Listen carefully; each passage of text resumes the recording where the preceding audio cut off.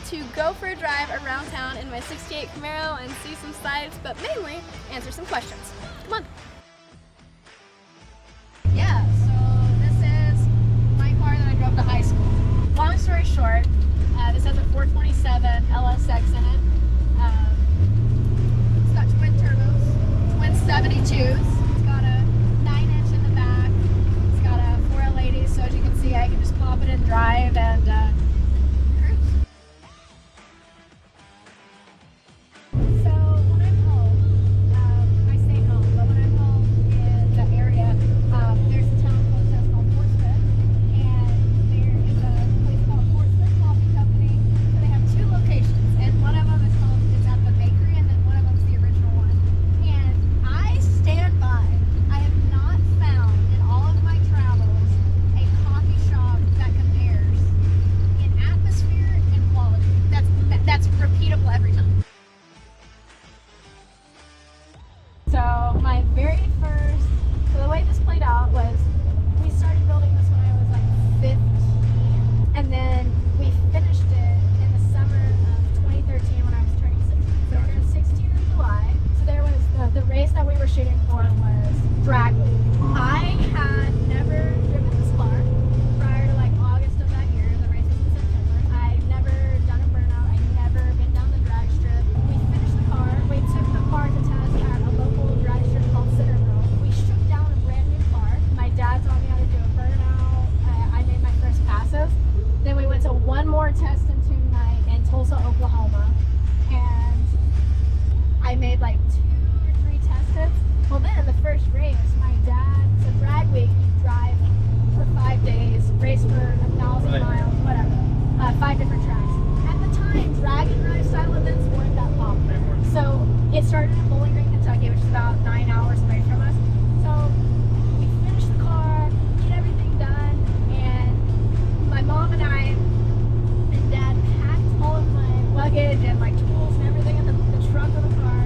So my dad and my sister dropped me and my mom off in Bowling Green, Kentucky, and like it was the start of drag week. And then he left us there. He left me and my mom in a brand new car, not tested, very little knowledge, but he trusted me and left us there.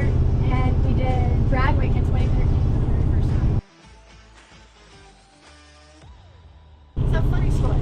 I raced all through high school and college. Like I never stopped.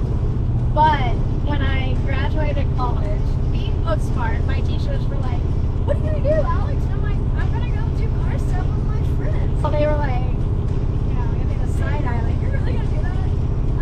And so for a little bit, I thought about being a lawyer. Like I went to my LSAT, did all that. Going to law school, I wanted to do law on the automotive side. But obviously, I don't really want to do that. That was just because I felt like I needed to.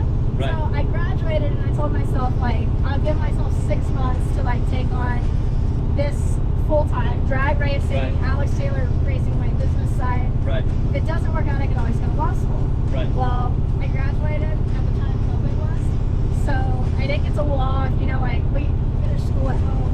6 months turned into a year, and at first I was like, all these like opportunities I had lined up were just falling through the cracks because like people couldn't do anything. Right. Well, then like one thing led to another, and like doors started opening back up, and yeah, so I just took it on full time. So it's not just the racing side, but it's also like the business side. It's interesting because I went to school when I was, like when I graduated, and I knew that I wanted to go for marketing. Right. Because if you have a brand, you can do anything. Funny you mentioned that. So technically my age, I should be a Fast and Furious kind of girl, Right. Like watch the movies and everything, but I respect it if it's got you in the